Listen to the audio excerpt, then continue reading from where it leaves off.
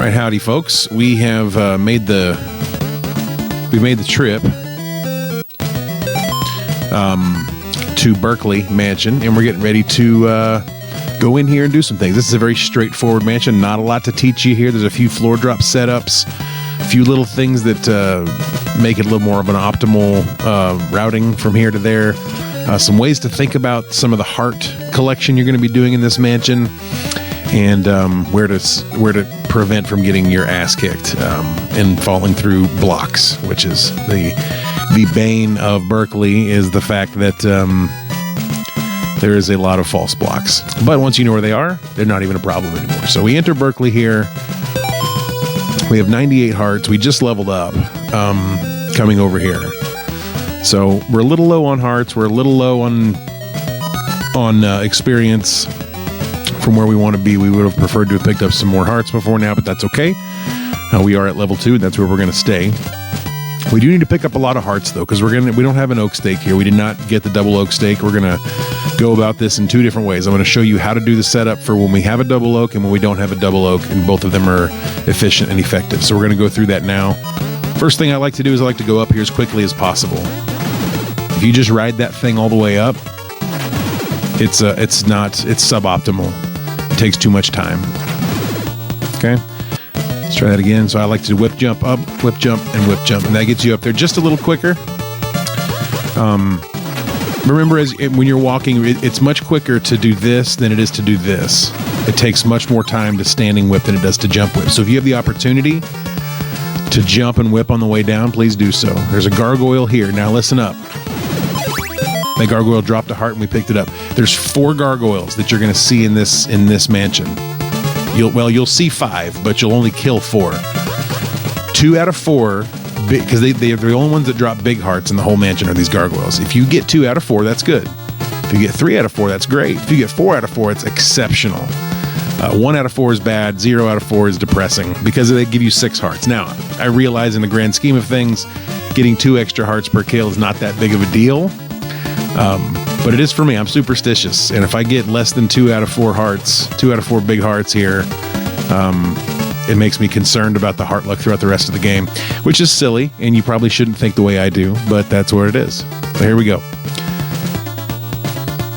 Another little climb, kind of like the rover climb here. There is something here I want to show you. See how we made that little jump and bonked our head, and we were able to kill that skeleton? There's a reason we were able to do that. And I'll show you that right now. Let me walk back through here quick. And this guy right here, as long as you whip on the way up, did you see that? As long as you whip on the way up, it doesn't matter where he is. He can't get you. Even if he's charging, he won't kill you. And the Spear Knights are random. So let's just say we do this. See that? As long as you jump whip up there, you're going to kill him. He can't hurt you. And jump whipping is something you're going to find that's very important in this mansion. There's a couple of spots, especially at the top. There's a spot where you can fall through, and using a jump whip in that spot puts you in a really good spot. All right. 1 out of 4 on the gargoyles. So watch what I do here. I'm actually going to... See how I bonked my head right there? And what that does, just like if you remember the eyeballs on the stairs right after Vero, so if you remember that section, you do that jump to keep the camera from scrolling, right? And we do that same shit here. We do that same shit right here. Because what we want to do is you want to keep that camera up there from scrolling, because you can stop that skeleton up top from spawning, and you can kill him on the way up like that. You can kill him on the way up because he doesn't spawn, so you're actually farther up the stairs. And that allows you to kill him without having to wait or risking taking damage. All right, this next spot here is one that is important. Now you can make this jump. Okay, see how that blob came and I killed him?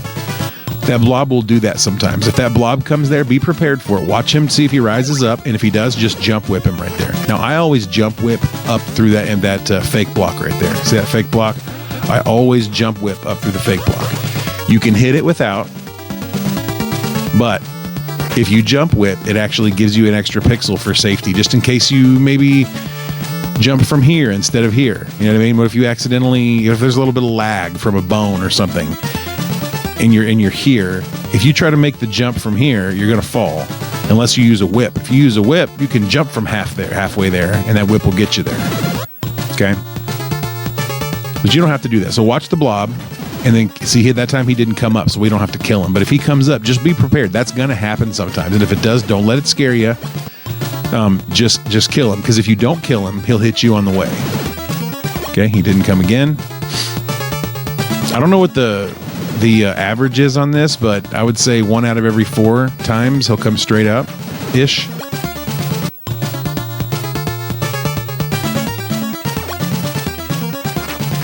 Now he's not doing it right now. That's okay. So we take the jump. Just make sure you don't fall, because it costs you a ton of time. And these enemies here are just, jump them and then whip them on the way down. That's really important. Now, when we get here, this is when our inventory comes into play. Okay? Here's what I mean. We do not have an oak stake. We're going to have to buy an oak stake. If we do not have an oak stake, here's how we do this next section. We have to go buy an oak stake, but our inputs are important. Just kill that guy, and then when you come up here, don't do any jump whipping. Just jump over these here. 1, 2. Okay, we're gonna do the same thing on the way back. 1, 2. Okay. Now from here, we're just gonna jump down, and the camera and subpixels should be set for us to be able to pull off this floor drop right here. Okay. And we fucked it. Let's try it again.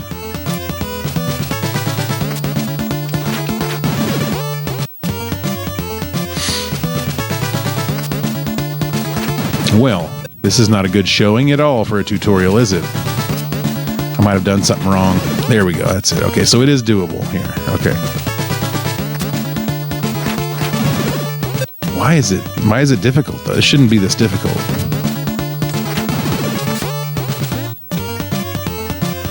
This one is not necessarily subpixel dependent. I don't have the practice ROM on. This is more camera dependent here. But if you fail, remember you have stairs right here, so you can just go up. Wow, something is not good in Berkley. We are struggling on this floor drop, you guys. Okay, so yeah, this is weird. Shouldn't have this issue.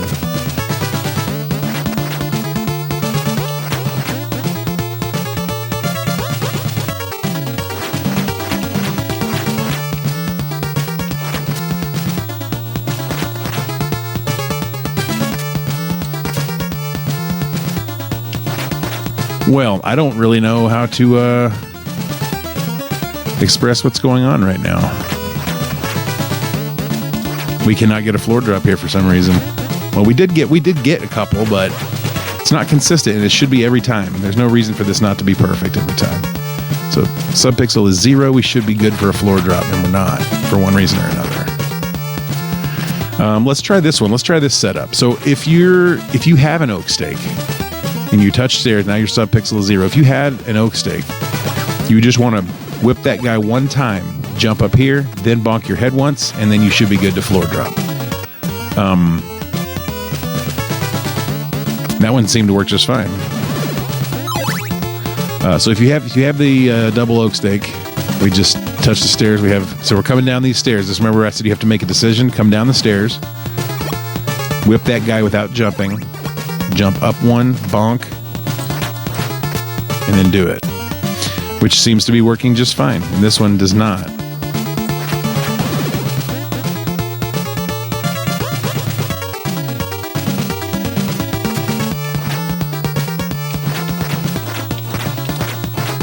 That's so weird. Well, as far as your tutorial, of course it works right there. What the hell is going on? Maybe Opry is just not hitting it tonight.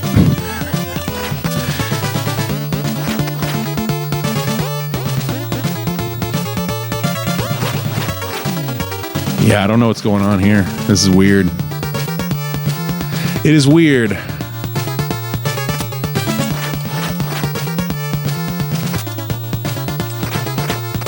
There it is. And I don't know why. It's just being very inconsistent for me right now. So Don't know what to tell you. This is a good spot for a double floor drop. I will see if I can pull one of those off. Yeah, I don't know what's going on there. I'm going to need to investigate that because this should not be difficult. That should be a very simple floor drop setup. I'm going to touch stairs here. We're going to do... Well...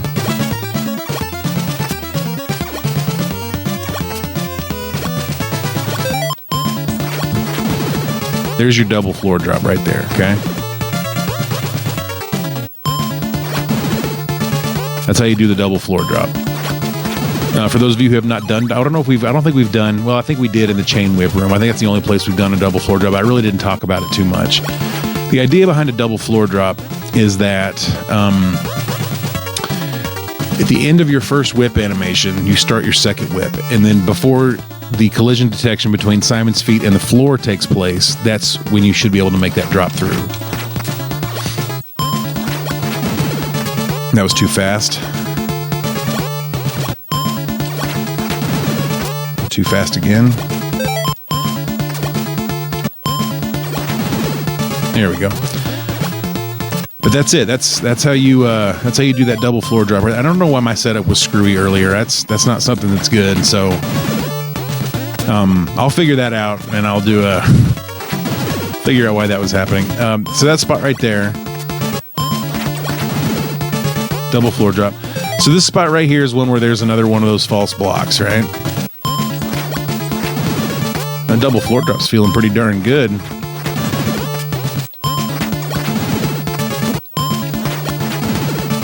There we go. So this is the spot here. It's kind of bullshit, but I like to play it like this. I like to whip on the way down and then we jump over. See that? And these two blocks right here are the fake ones. That one and the one right next to it. Those are the fake blocks. So I like to do that because what that does, there's another way to do it too. You can just walk all the way to the edge and then jump and whip. And that seems simpler and safer, and in a lot of ways it is. But the problem is that you have to deal with all those, watch all these lag frames right here. See all those lag frames? They take a ton of time and they just drag it. So what I like to do is eliminate those lag frames as quickly as possible by killing this skeleton early, and then that makes everything smooth after. They see how that's smoothed out? Everything gets smooth. So the quicker you can eliminate the additional lag, the more beneficial it is. If you don't feel comfortable doing that and you just want to play it straight, you just walk straight over here, jump, and kill that guy. No big deal. It's not that much different. So there's a couple of theories here. You can kill this guy if you need hearts.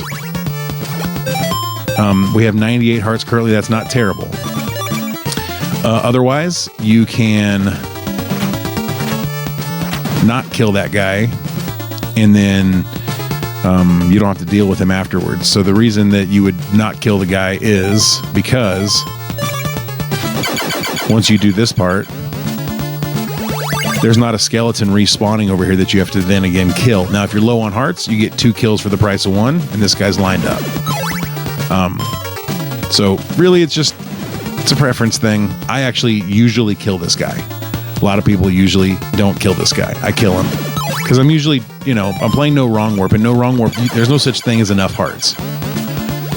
Please remember that. In No Wrong Warp, there's no such thing as enough hearts. Now, since I killed him, he's going to respawn here, kill him, and then drop right behind this guy, 2 for the price of 1. And now look at this. We have a glitch block. See that? That can actually fuck your run up sometimes if it happens at the wrong place at the wrong time. But it's not affecting us right now. So we'll do this little short section here again. And we're about to come down and we're about to go against our 3 additional gargoyles that we were talking about facing. We faced 1 and we got 1 heart, so that's a good thing. Kill this guy. Okay, so the next step that we're going to do is we're going to fall straight through these blocks. And I want you to watch what I do. Watch my feet. Watch what I do here. Not that. Here. Okay, now what I did there may not seem like much, but it's very important that you do it this way. Watch how far back I start my jump and see where I land, and then you want to jump here. And why? Because that guy will never be able to hit you if you do that. If you start that jump far back, that guy can never hit you. When he hits you is if you start doing this stuff. You jump all the way forward, then you jump all the way forward, and then he can hit you coming forward that way. So if I'm going to keep doing that here, there are patterns that he will do that make it impossible for you to prevent him from hitting you. Well, that could have been avoided, but and I guess I'm showing that it's not as important as I think it is. But actually, if you start the jump back here, right here, and then start the jump right here, he'll never be able to hit you. Otherwise, I mean, I'm sure you've seen it where people have gotten knocked back in the water here, like that. You don't want to take knockback here because you don't want to take any damage here. So if you start here and then jump here, even if he comes full bore, he cannot get you, okay? This next step, while we're underneath this platform, there's a few little efficiencies I want to talk about. So we're going to bonk our head and whip this guy is the first thing we're going to do. And then we're going to bonk our head again and whip the first gargoyle. But where we do it is really important. So here, this guy. Now this next section here, if you look at the blocks, so look at the stairs. See how the stairs impact the upper platform there? 4 blocks away from that, all 4 of those blocks to the left of the stairs, 1, 2, 3, 4, are all real blocks. Then there's 2 blocks that are fake. So if you try to bonk your head on a fake block, you're going to fly through the fake block, and that gargoyle is going to advance on you. I'll show you what I mean. So if you bonk your head at the right spot, it won't do that. See that? Because those were invisible. If you bonk your head here, you can kill him. And the idea here is that you don't want to walk, stand, and whip, right? So if you bonk your head right on the corner of that 4th block, you can hit him. Right on the corner, right here. So as you're walking, it's right there. Walking right there. The corner of the 4th block. If you go to the 5th block, you can still kill him, but there is a pattern he does that will kill you too. So be safe. Bonk your head on the corner of that 4th block. Then we do the same thing here. There is nothing to worry about there. So we're 2 of 3. And there's one more guy coming up, one more gargoyle. So we were 2 of 4. We got 2 hearts out of 4 gargoyles. We have 112 hearts leaving Berkley, okay? 112 hearts leaving Berkley, which is not great, but it's definitely doable. I like to have 130 or so coming out of here. We have 112. Well, we have 116. Okay, 116 hearts leaving Berkley, okay? So that is basically all of Berkley. That's everything that we do in Berkley. Sorry for the floor drop debacle. I got to figure out why that's not working, or maybe it was just my inputs suck today. But Berkley's a pretty simple mansion. Not a lot to talk about here, not a lot to dissect, just a few little efficiencies and some things to work on. Keeping in mind that when you leave here, if you don't have more than 110 hearts, it is highly unlikely that you're going to have 300 hearts, because you need 300 hearts from now until the tornado. You got to buy 2 oak stakes and Brahms. That's 100 total. Then you got to buy a 200 heart whip, the Morning Star, for another 200. So that's 300 hearts. So between now and Ondol, I need to collect 184 hearts. And that is between here, Brahms, and Ondol. 184 hearts is a lot. That's not undoable. It's definitely possible, and we're going to actually do it here. 116 is a reasonable amount of hearts to leave Berkley with. But as you travel, and we're going to talk about this in the next video, as you travel, start thinking about how you're going to maximize the number of hearts that you can collect while still staying efficient and on pace and on focus and on task.